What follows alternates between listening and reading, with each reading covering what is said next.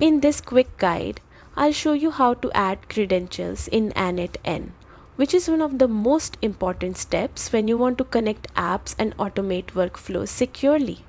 Start by opening your browser and heading to the official N8n website. Once you're there, sign into your account, and if you're new, simply create one before continuing. After logging in, look at the menu on the left side of the dashboard. You'll find the section called Credentials. Select it, and if you're using the community version, you'll see a button that lets you add a new credential right away. If you're working with the project's version of N8n, you'll have an extra choice where you can decide whether this credential should stay in your personal space or be assigned to a specific project, which is useful when you manage multiple workflows. You can also add credentials directly inside the workflow editor. Whenever you open a node and it asks for a credential, simply choose the option to add one from the menu.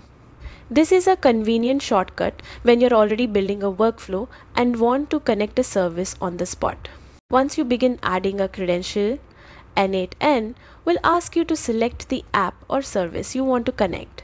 After selecting it, you will be taken to a screen where you will need to enter the required details, such as API keys, user names, passwords, or authentication tokens, depending on the service.